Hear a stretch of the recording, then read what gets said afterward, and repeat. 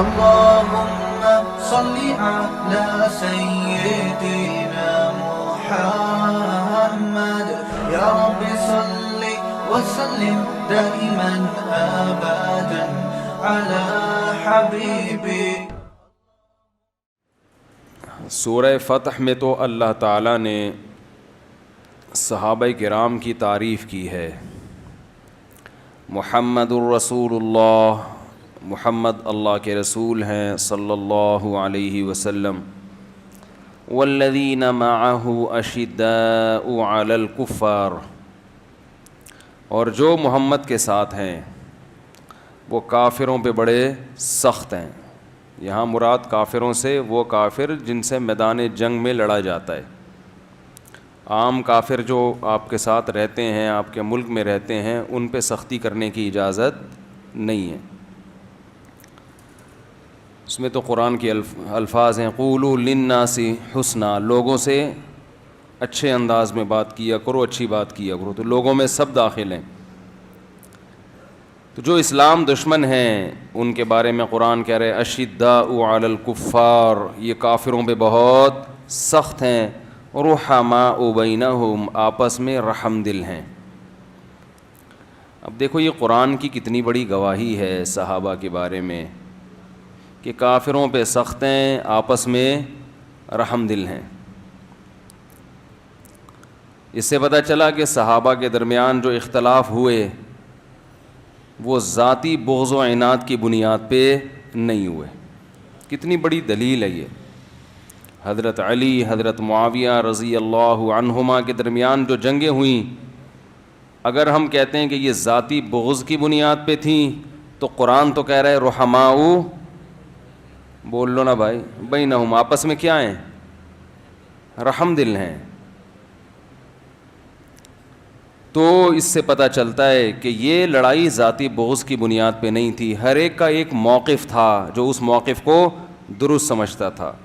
اور یہ ہوتا ہے انسانوں میں، اختلاف ہمیشہ سے چلا آ رہا ہے، آج بھی ہے، قیامت تک رہے گا کہ آپ کا ایک چیز میں ایک موقف ہوتا ہے، دوسرا اس موقف سے اختلاف. اب سوال یہ پیدا ہوتا ہے، بھائی چپ، آواز آ رہی ہے آپ کی، پھر وہی. اب آپ کا ایک موقف یہ ہوتا ہے، آپ سوال ہوگا کہ بھائی ہم اپنے موقف پہ ڈٹ جائیں، دوسرا اپنے موقف میں مگر تلوار تو نہ چلائیں نا. تو اصل میں یہ اختلاف ہی اسی چیز پر تھا کہ تلوار چلائی جائے کہ نہیں چلائی جائے. اس پر کئی دفعہ پہلے بیان ہو چکا ہے تو گلا بیٹھا ہی رہتا ہے رمضان میں، کہ حضرت معاویہ رضی اللہ تعالی عنہ کا موقف یہ تھا کہ حضرت عثمان کے قاتلوں سے قصاص لیا جائے. جب تک قصاص نہیں لیا جاتا حضرت علی کی خلافت کو ہم تسلیم نہیں کرتے، اور جب خلافت تسلیم ہی نہیں کی ہے تو ہمارا شمار باغیوں میں نہیں ہوگا. تو باغی کی ان کی نظر میں جو ڈیفینیشن تھی وہ یہ تھی کہ جو حاکم کے خلاف بغاوت کرے. تو جب ہم نے مانا ہی نہیں ہے، جب حضرت عثمان کے قاتل قتل کیے جائیں گے تو ہم آپ کے ہاتھ پہ بیعت ہوں گے. دوسری طرف حضرت علی رضی اللہ تعالی عنہ تھے جن کا موقف یہ تھا کہ لوگ مجھے خلافت کے لیے منتخب کر چکے ہیں تو حضرت معاویہ کو بھی میرے ہاتھ پہ بیعت کر لینی چاہیے. تو حضرت علی رضی اللہ تعالی عنہ کا موقف درست تھا. از روئے شریعت قرآن و سنت کی روشنی میں حضرت معاویہ رضی اللہ تعالی عنہ سے اجتہادی غلطی ہوئی تھی، اس مسئلے میں اجتہادی غلطی ہوئی تھی. تو حضرت علی رضی اللہ تعالی عنہ کے لیے جائز تھا کہ حضرت معاویہ کے خلاف تلوار اٹھائیں. لیکن حضرت معاویہ رضی اللہ تعالی عنہ چونکہ آپ کو ابھی تک خلیفہ ہی نہیں مانتے تھے تو ان کے لیے بھی جائز تھا کہ وہ اپنے دفاع میں تلوار اٹھائیں. فقہی اعتبار سے جائز تھا. جائز کا مطلب کہ انشاءاللہ اللہ کی رحمت سے امید ہے کہ یہ اجتہادی غلطی تھی، اس پر ان کو گناہ نہیں ملا ہوگا، کیونکہ نبی صلی اللہ علیہ وسلم نے فرمایا جب کوئی اجتہاد کرتا ہے فَإِنْ أَصَابَ فَلَهُ أَجْرَانِ، اگر وہ درست نتیجے پہ پہنچے تو 2 اجر ملتے ہیں. وَإِنْ أَخْطَأَ فَلَهُ أَجْرٌ وَاحِدٌ، اگر اس سے غلطی ہو جائے تو بھی 1 اجر ملتا ہے. اب یہ اجتہادی غلطی جس نوعیت کی بھی ہوگی، لیکن نبی صلی اللہ علیہ وسلم کی خوشخبری دونوں کے لیے، چاہے یہ چھوٹی غلطی ہو بڑی غلطی ہو. تو اور تیسرا موقف کچھ صحابہ کا یہ تھا جو نہ حضرت علی کے ساتھ تھے اور نہ حضرت معاویہ کے ساتھ. حضرت علی رضی اللہ تعالی عنہ ان کے پاس گئے کہ بھئی آپ ہمارے ساتھ چلیں. تو وہ اپنی تلوار لے کر آئے لکڑی کی. ایک صحابی کہا کہ مجھے نبی نے کہا تھا کہ فتنوں کا دور آنے والا ہے تو اس میں اپنی تلوار لکڑی کی بنا لینا, یعنی کسی کے خلاف تلوار نہ اٹھانا, دونوں طرف مسلمان ہوں گے. تو میں تو اگر آپ کہتے ہیں تو اسی تلوار سے چلتا ہوں. تو اب دیکھو یہ بھی صحابی رسول تھے, ان کا موقف یہ تھا کہ کسی کے خلاف تلوار نہیں اٹھائی جائے گی. تو اب تینوں میں سے صحیح تو ایک ہی ہے نا. اگر حضرت معاویہ کو معاذ اللہ اس میں معاذ اللہ مجرم قرار دیا جائے تو پھر ان صحابہ کو مجرم قرار دینا چاہیے جو دونوں میں سے کسی کی طرف نہیں تھے. ان کو تو کوئی بھی مجرم قرار نہیں دیتا, بلکہ ان کو یہ کہتے ہیں بھائی ان کا موقف یہ تھا ہم نے کسی کے خلاف نہیں لڑنا. حالانکہ جب حضرت علی کو خلیفہ مان لیا جائے تو حضرت علی رضی اللہ تعالیٰ عنہ اگر کسی سے کہہ رہے ہیں کہ میرے ساتھ آ کے لڑو تو اس کی بات ماننا واجب ہے. اور ہمارا موقف یہی ہے کہ حضرت جن صحابہ نے اس موقع پر حضرت علی کا یا حضرت معاویہ کا کسی کا بھی ساتھ نہیں دیا وہ بھی اجتہادی خطا پر تھے, مگر اجر ان کو بھی ملے گا. اس لیے کہ وہ جو حدیثیں تھیں فتنے کے بارے میں کہ جب مسلمانوں کی تلواریں آپس میں چلیں گی تو وہ یہ سمجھ رہے تھے وہ اس موقع کے بارے میں ہے. بات آ رہی ہے سمجھ میں؟ تو ہر شخص نے جو اس کو سمجھ میں آیا اس کے حساب سے اللہ کو راضی کرنے کی کوشش کی ہے ہر شخص نے. زبیر ابن عوام عبداللہ ابن زبیر ابن عوام رضی اللہ تعالی عنہ نے جا کے خطاب کیا نا, جب حضرت علی کے لشکر میں تھے, جا کے خطاب کیا کہ لقد علمنا ان فیکم زوجۃ النبی صلی اللہ علیہ وسلم, ہم جانتے ہیں کہ تمہارے درمیان نبی کی زوجہ بھی ہیں. وہ ابتدا میں حضرت معاویہ کی طرف تھیں.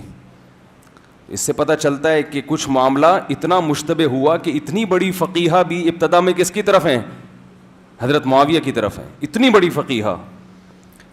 اور ادھر حضرت علی کی فوج میں یہ صحابی رسول جا کے کیا خطاب کر رہے ہیں کہ ہمیں پتہ ہے کہ تمہارے درمیان پیغمبر کی زوجہ ہیں, لیکن اللہ ہمیں آزما رہا ہے کہ ہم اللہ کے حکم پہ عمل کرتے ہیں یا پیغمبر کی زوجہ کی رعایت کرتے ہیں.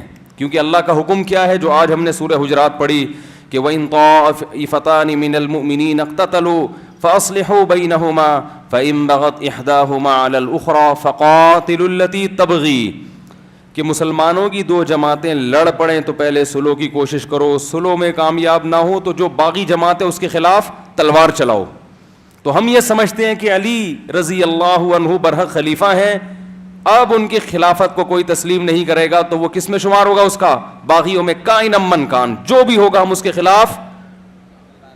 تو یہ صحابہ پہ بہت بڑی آزمائش تھی اللہ کی طرف سے, بہت بڑی آزمائش تھی.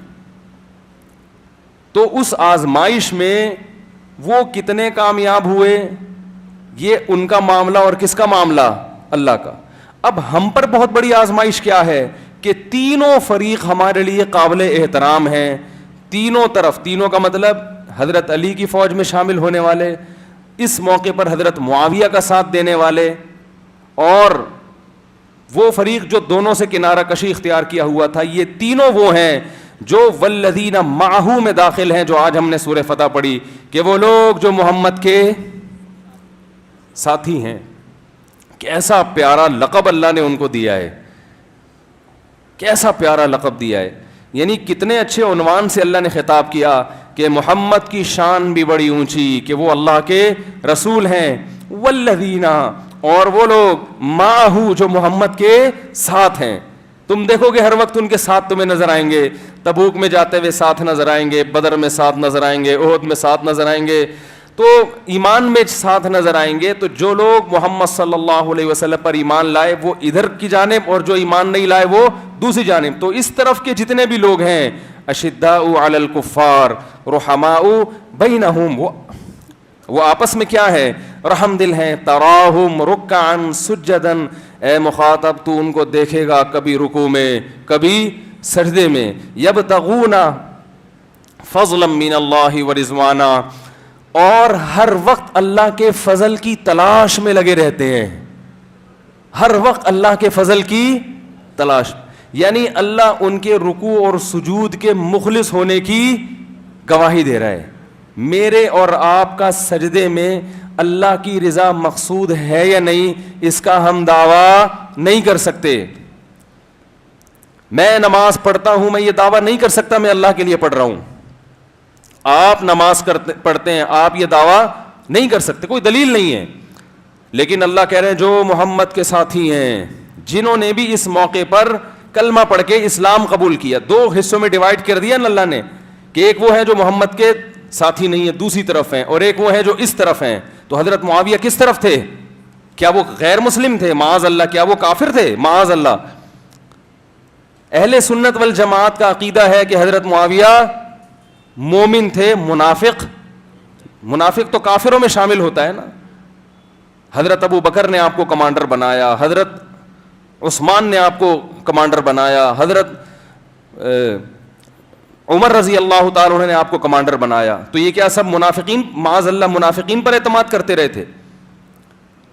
تو جہاں تاریخی روایات ہیں, چاہے وہ خبر واحد ہو, چاہے وہ صحیح حدیث ہی کیوں نہ ہو, لیکن وہ قرآن کی اتنی متواتر بشارت کے مقابلے میں اس کی کوئی حیثیت نہیں ہے. یا تو آپ میں بصیرت نہیں ہے احادیث کا مطلب سمجھنے کی, یا وہ روایت صحیح نہیں ہے. دونوں میں سے ایک بات ہے, اللہ کی کتاب غلط نہیں ہو سکتی. قرآن اتنی تعریفیں کر رہا ہے. تو جیسے یہ صحابہ پر آزمائش تھی کہ اس موقع پر کون اعتدال سے, اور صحابہ نے اعتدال کا دامن نہیں چھوڑا. جنگ ہو رہی ہے اور ایک دوسرے کے شہداء کی نمازیں پڑھائی جا رہی ہیں, ان کا مال غنیمت کے طور پہ استعمال نہیں کیا جا رہا. اور پھر اس جنگ کو حضرت حسن نے ختم بھی کر دیا. حضرت معاویہ رضی اللہ تعالی عنہ کے ہاتھ پہ بیعت ہو کر اس اختلاف کو ختم کر دیا. اس کے بعد کیا ہوا ہمیں اس سے بحث نہیں ہے. اس میں آپ کہہ سکتے ہیں فلاں غلط تھا, فلاں صحیح تھا, آپ جو مرضی کریں. ہم کس کے ذمہ دار ہیں؟ صحابی رسول کے, کیونکہ قرآن کہہ رہا ہے والذین معہ, جو محمد کے ساتھی ہیں, اشداء علی الکفار رحماء بینہم تراہم رکعا. عجیب انداز ہے قرآن کا تعریف کا. اللہ یہ نہیں کہہ رہے کہ وہ رکوع بھی کرتے ہیں, وہ سجدہ بھی کرتے ہیں, بھائی وہ تو سبھی کرتے ہیں. اللہ کہتا ہے تراہم, تو جب ان کو دیکھے گا, رکعن, یا تو رکوع میں ہوں گے یا سجدے میں, یعنی عبادت کی کثرت.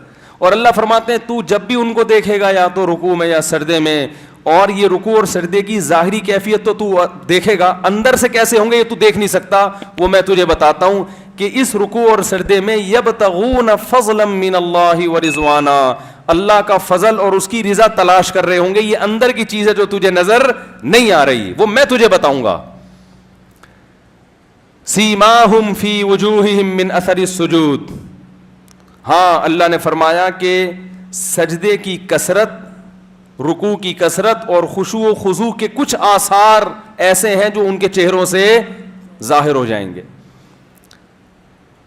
یہ اندر کی چیز ہے مگر اتنی بھی اندر کی نہیں ہے کہ بالکل بھی نظر نہ آئے. فرمایا جب ان کے چہروں کو دیکھے گا اے مخاطب, دیکھو اللہ نے ترونہم نہیں کہا, ترونا کا مطلب اے مسلمانوں جب تم دیکھو گے. ترا کا مطلب جو بھی قرآن کی تلاوت کر رہا ہے, اللہ ان میں سے ہر ایک سے خطاب ہے کہ تجھے بھی میں کہہ رہا ہوں, تو بھی اگر وہاں ہوتا اور ان کو اپنی آنکھوں سے دیکھتا تو یہی منظر دیکھتا. ہر شخص کو الگ الگ اللہ خطاب کر رہے ہیں. تراہم رکعا سجدا یبتغون فضلا من اللہ من ربہم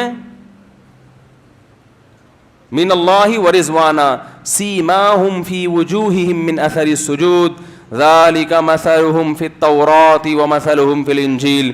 اللہ کہتے ہیں ہم نے موسیٰ پر جو کتاب نازل کی نا, تورات, اس میں جو آخری نبی کی بشارتیں تھیں کہ آخری نبی جو آئے گا اس کی کیا علامتیں ہوں گی, تو جہاں اس میں محمد صلی اللہ علیہ وسلم کی نشانیاں تھیں, وہاں یہ بھی تھا کہ محمد صلی اللہ علیہ وسلم کو ساتھی کیسے ملیں گے. ان ساتھیوں کے دیکھ کے بھی لوگ پہچان جائیں گے کہ یہ سچے نبی ہیں, ان ساتھیوں کی یہ علامتیں دیکھ کے.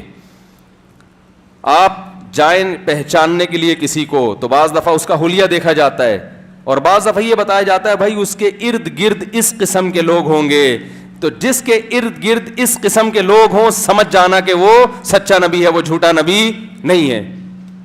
کتنی بڑی فضیلت صحابہ کی. اور آج ہر بدبخت انجینئر پلمبر اٹھ کے بیٹھتا ہے اور صحابہ کے خلاف ایک طوفان بدتمیزی کھڑا کر دیتا ہے, جس کو نہ بولنے کی تمیز نہ بات کرنے کی تمیز, بیٹھ کے فضول بحثوں میں لوگوں کو ڈال دیا.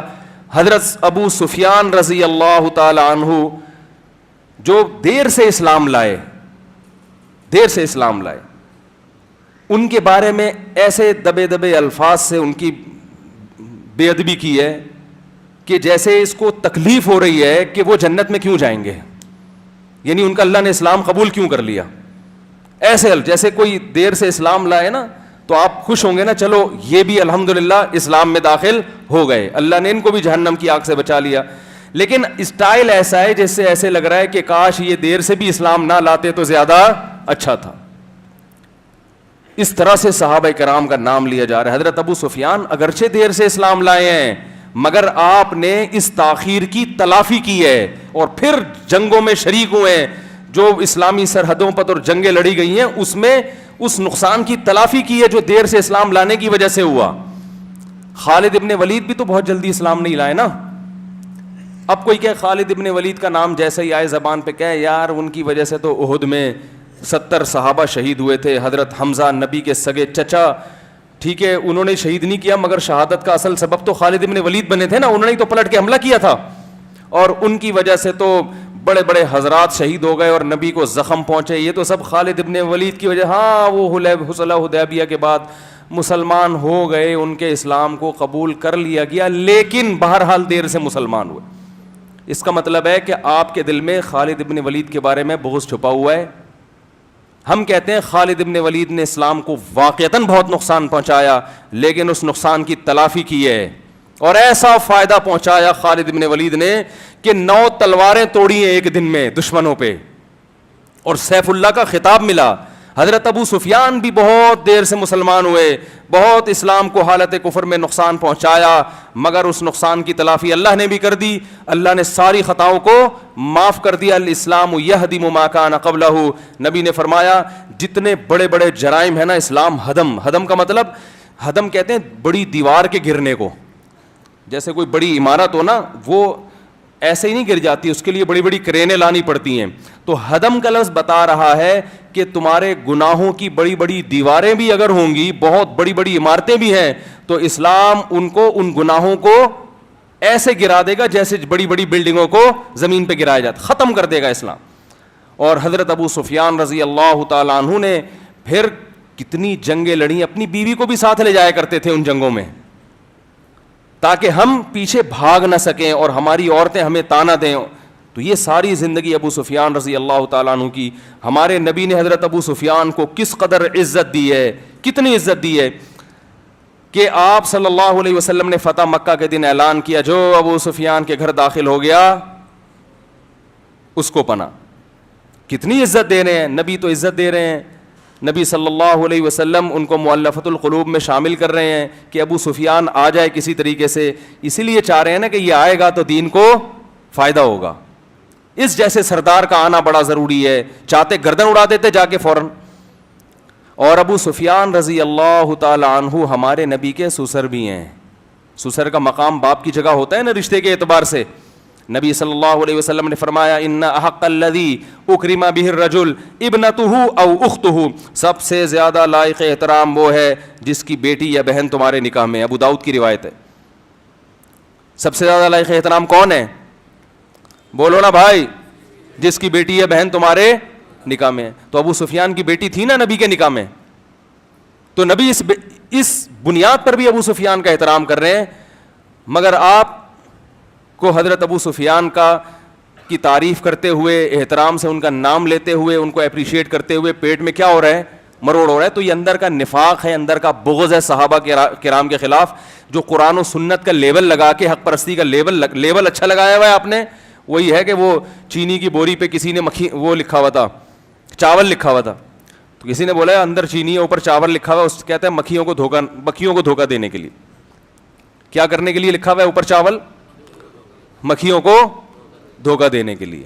تو لیبل کچھ بھی لگا لیا جاتا ہے, اندر کیا ہے, اصل چیز تو کیا ہوتی ہے, بوری کے اندر کیا ہے. تو آپ کے اندر صحابہ کا بغض بھرا ہوا ہے, تو آپ ان کی بھی منفی چیزوں کو, اگر منفی چیزوں کو لاؤ تو کون کہتا ہے کہ صحابہ معصوم تھے, ان سے کبھی خطا نہیں ہوئی؟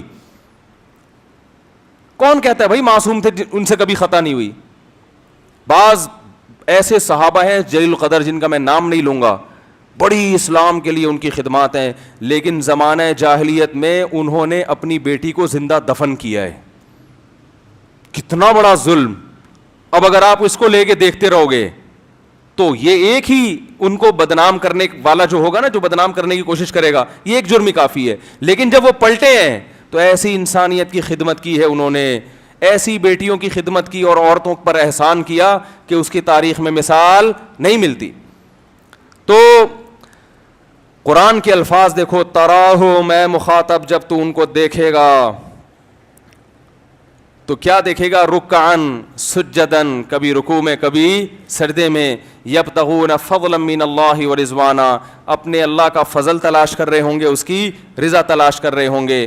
اور سیماہم فی وجوہہم من اثر السجود, سجدے کے آثار ان کے چہروں سے نمایاں ہوں گے. اور آخر میں اس بات کو اللہ نے بڑے پیارے کلام کے ساتھ ختم کیا, ذالک مثلہم فی التوراۃ, فرمائے یہ ان کی مثال ہم تورات میں بھی دے چکے تھے, ومثلہم فی الانجیل, اور انجیل میں بھی. عیسیٰ ابن مریم کو بھی ہم نے بتا دیا تھا کہ آخری نبی کی علامات کیا ہوں گی, اس کو ساتھی بڑے خاندانی ملیں گے, کیونکہ حضرت موسیٰ کو جو قوم ملی وہ خاندانی.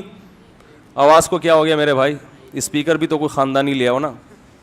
مجھے بھی ماشاءاللہ یہ خدمت گزار بڑے خاندانی ملے ہیں اور بڑے اچھے ہیں ماشاءاللہ, بہت خدمت کرتے ہیں, لیکن اسپیکر کا مسئلہ حل نہیں ہوتا. واللہ عالم اس کی کیا وجہ, کوئی وائرس ہے کہ ان لوگوں کو کہا گیا ہے کہ آپ مفتی صاحب کی بہت خدمت کریں لیکن مائک ٹھیک نہیں ہونے دینا. باقی ماشاءاللہ ہر چیز میں بہت اچھے ہیں, ایک نمبر لوگ ہیں, سارا دن خدمت کرتے ہیں بغیر کسی معاوضے کے. آج میں سوچ رہا تھا, ان لوگوں نے تو مجھے نہیں کہا, آپ لوگ دعا کریں تاخراتوں میں ان لوگوں کے لیے بھی جو پوری دنیا میں بیانات ماشاءاللہ پھیلا رہے ہیں. کوئی میری طرف سے اپریشیٹ نہیں کیا جاتا, کوئی یہ نہیں کہ میں کبھی 50 روپے ان کے ہاتھ میں پکڑا دوں, صحیح ہے نا؟ ٹھیک, ایسے ہی چل رہا ہے حساب کتاب.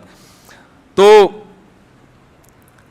ابھی ہم نے ایک آدھ رکھے ہوئے ہیں, ان کو پیسے بھی دیتے ہیں, کہیں اس لیے کہہ رہا ہوں, چھوڑو کس لیے کہہ رہا ہوں, آپ نے کیا کرنا ہے. تو کیا کہہ رہا تھا میں, آواز تھوڑی کر دو, کہاں گیا؟ تو گونج رہی ہے, اچھا تھوڑی سی بڑھا دیں آواز. تو قرآن کے الفاظ کیا ہے کہ یہ ہم نے, ہاں میں عرض کر رہا تھا کہ موسیٰ علیہ السلام کو ساتھی صحیح نہیں ملے, کیسا ان پر حضرت موسیٰ نے احسان کیا, اور فرعون غرق بھی ہو گیا تو بھی کہہ رہے ہیں پکڑے گئے موسیٰ, پھر بچڑے کو معبود بنا لیا, اور نہیں کیا کیا, وہ حضرت موسیٰ بالآخر دنیا سے چلے گئے اور اللہ سے آخر میں دعا مانگ کے گئے, اللہ میری اس قوم سے جان چھڑا دے, میری اس قوم سے ففرق بینی و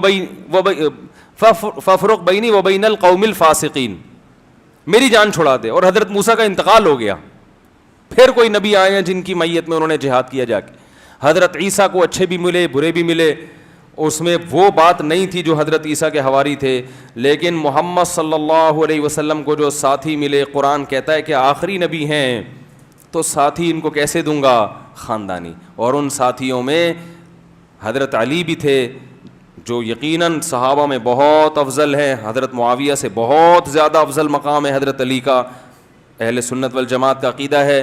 لیکن ان میں انہی ساتھیوں میں حضرت معاویہ بھی تھے, حضرت ابو سفیان بھی تھے, مغیرہ ابن شعبہ بھی تھے رضی اللہ عنہم اجمعین. تو ان کی اگر ان سے کوتاہیاں ہوئی ہیں تو یہ اجتہادی خطائیں ہیں, جس میں بہت بڑا طبقہ, صرف اگر آپ معاذ اللہ حضرت معاویہ کو برے کہتے ہو تو صرف حضرت معاویہ نہیں آتے, بڑے بڑے جو صحابہ حضرت معاویہ کے ساتھ تھے سب لپیٹ میں آتے. اسلم یہی ہے کہ اپنی زبانوں کو ان بزرگوں کے خلاف اور ان صحابہ کے خلاف جو ہے ان کی برائی میں استعمال ہونے سے بچایا جائے, اس سے عبادت کا نور ختم ہو جائے گا. اور یہی اہل سنت والجماعت کا ہمیشہ سے عقیدہ چلا آ رہا ہے, ہمیشہ سے. عقائد کی کتابوں میں لکھا ہوا ہے کہ مشاجرات صحابہ, جو صحابہ کا آپس میں اختلاف ہوا, اللہ کے حوالے کر دو, ہم چھوٹے لوگ ہیں, بڑے لوگوں کی بڑے لوگوں کے ان معاملات میں دخل اندازی کو ہم پسند نہیں کرتے. اور وہ جب ایک چیز ختم ہو گئی, ٹھیک ہے اس کے اثرات رہے, وہ اثرات منفی اثرات رہے, اس کا امت کو نقصان ہوا, اسی اثرات کی بیس پہ تو ہم کہتے ہیں کہ غلطی بہرحال کس کی تھی؟ حضرت معاویہ کی تھی. میں اجتہادی خطا پر تھے, جان کر ان سے یہ غلطی نہیں ہوئی ہے. تو اگر آپ کہتے ہیں میری سمجھ میں نہیں آتا, تو بھائی وہ ان کی سمجھ میں وہ نہیں آ رہے تھے, اور ایک گروہ صحابہ کا ایسا تھا جن کی سمجھ میں دونوں نہیں آ رہے تھے. ٹھیک ہے نا, تو سمجھ کے بارے میں تو یہ ہوتا ہے نا کہ آپ کی سمجھ میں ایک چیز آئے دوسرے کی نہ آئے. اور پھر قرآن نے کیا کہا آخر میں سورہ فتح کے؟ اللہ نے فرمایا کزرع اخرج شطأہ فآزرہ فاستغلظ فاستوى على سوقه يعجب الزراع ليغيظ بهم الكفار. فرمایا محمد کے ساتھیوں کی ایک مثال جو ہم نے انجیل میں بیان کی ہے, فرمایا جیسے ایک کونپل باریک سے نکلتی ہے, طوفان سے کسان جو ہے اس کو ہواؤں سے بچاتا ہے, باڑ لگا دیتا ہے کانٹوں کی, کس طرح سے اس کو میں جو ہے اس کی حفاظت کروں پرندوں سے, تو کیسی اس کے جو ہے نا وہ بہت حفاظت کرتے کرتے اپنے ہاتھوں سے اس کو سینچتا ہے, اور پھر بالآخر وہ تناور درخت میں تبدیل ہو جاتی ہے, اس کی جڑیں مضبوط ہو جاتی ہیں. اس کے بعد وہ دوسرے کسان اس کو دیکھ کر حسد کرنے لگتے ہیں. جب وہ ننھے پودے تھے ان کو دیکھ کر کسی کو جیلسی نہیں ہوتی تھی, لوگ کہتے تھے ان کو تو ایک ٹھوکر مارو اڑ جائیں گے, لیکن اللہ فرماتے ہیں جب وہ تناور درخت میں تبدیل ہو جاتے ہیں اور ان کی جڑیں مضبوط ہوتی ہیں, یعجب الزراع لیغیظ بہم الکفار, تو دوسرے کسان اس کو دیکھ کر حسد کرنے لگتے ہیں کہ یہ تو بڑے طاقتور ہو گئے. تو اللہ تعالیٰ کہتے ہیں کہ محمد صلی اللہ علیہ وسلم کے ساتھی بھی پہلے بلال حبشی کی شکل میں, ابو بکر کی شکل میں, 2 4 6 8 جو معمولی کونپلے ہیں, بلال حبشی کے سینے پہ پتھر رکھے جا رہے ہیں, وہ آہ نہیں کر سکتے, وہ احتجاج نہیں کر سکتے. کوئی اس قوم پہ حسد کرنے والا نہیں تھا, ترس کھانے والے تھے کہ خباب ابن ارت کو لٹایا جا رہا ہے انگاروں پہ, تو کیا بیچارہ اپنا دفاع کریں گے. ترس کھانے والے بہت تھے, حسد تو اس پہ کیا جاتا ہے نا جس کے پاس کچھ ہو, لیکن اللہ فرماتے ہیں پھر ایسا تناور درخت ہم نے بنا دیا. خلفائے راشدین کی خلافت دیکھو, پھر حضرت معاویہ کے دور میں آپ دیکھیں کہ جو بحری بیڑا بنا ہے اور بہت بڑی دنیا پر مسلمانوں کی حکومت قائم ہوئی ہے. تو اللہ فرماتے ہیں صحابہ کے ذریعے میں نے اس دین کو کیا بنا دیا؟ تناور درخت بنا دیا. اب دنیا دیکھ کے حسد کرنے لگی, جلنے لگے, انہی صحابہ سے جلنے لگے, انہی صحابہ سے جلنے لگے. تو یہ جو جلن ہے یہ صحابہ کی قوت اور طاقت کی وجہ سے, جو غیر مسلم اس سے جل رہے ہیں. تو یہ مثال بھی اللہ نے کس کی دی قرآن میں؟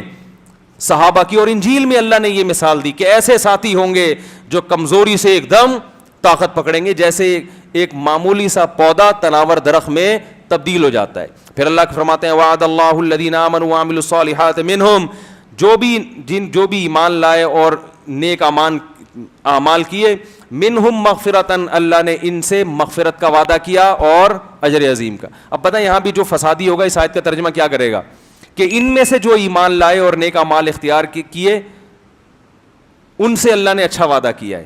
حالانکہ یہ منہم کا تعلق وعدہ سے ہے, سمجھ رہے بات کو؟ وعدہ منہم, اللہ نے ان سے وعدہ کیا ہے, ان میں سے نہیں. ان سے اللہ نے وعدہ کیا ہے کہ اللہ ان کو اجر عظیم اور مغفرت دے گا. تو آپ جیسے ہوتے ہیں نا ویسا ترجمہ کرتے ہیں آپ. یہ لوگ کیا ترجمہ کرتے ہیں کہ ان میں سے جو ایمان لائیں گے, یعنی ان میں سے کچھ ایسے ہیں جو اوپر سے ہیں اندر سے نہیں ہیں.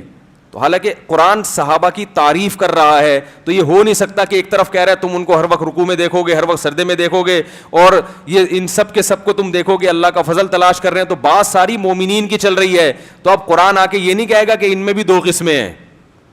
نہیں آ رہی میرا خیال ہے بس. قرآن کی ایک آیت ہے نا ورضوان من اللہ اکبر, یہ من کا جو استعمال ہے نا اس سے بعض دفعہ لوگ دھوکہ کھاتے ہیں. قرآن میں آتا ہے ورضوان من اللہ اکبر, رضوان جو ہے من اللہ اکبر. اب اس کا لفظی ترجمہ کیا ہے؟ رضوان اللہ سے بڑی ہے. ورضوان من اللہ, من عربی میں کہتے ہیں جیسے دین, بیٹر دین دس, یہ اس سے بہتر ہے. تو قرآن میں آتا ہے ورضوان من اللہ اکبر, رضوان اللہ سے کیا ہے؟ بولو نا بھائی, رضوان رضا کو بھی کہتے ہیں. تو مجھے یاد ہے میں پہلا سال تھا میرا مدرسے میں, ہمارے استاذ نے کچھ لڑکوں کو بلایا جو پرانے ہو گئے تھے, پرانے سے مراد یعنی سینئر تھے, ٹھیک. ان سے کہا کہ وہ بعض گاؤں کے دیہاتی تھے, ان سے بولا کہ یہ جو رضوان من اللہ اکبر اس کا ترجمہ کیا ہے؟ تو انہوں نے کہا رضوان جو ہے وہ اللہ سے بڑا ہے. پھر انہوں نے کہا کہ ترجمہ تو یہ بنتا ہے کہ کوئی رضوان فرشتہ ہوگا جو اللہ سے معاذ اللہ بڑا ہوگا. کہہ رہے مطلب تو کفری ہے لیکن مطلب اس کے علاوہ کوئی بنتا نہیں. اب کنفیوز ہو گیا کہ یار رضوان اللہ سے بڑا کیسے ہو گیا.